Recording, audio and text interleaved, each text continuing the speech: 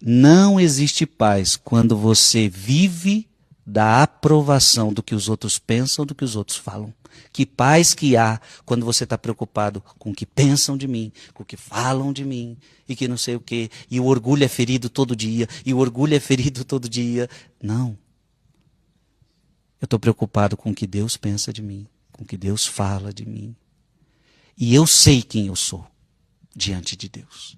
Tudo que falam de você já não vai ter tanto efeito.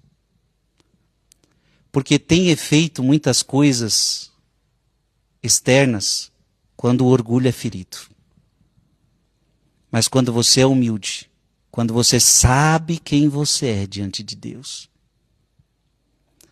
e quando você não faz uma opinião maior do que convém, a humildade reina em você.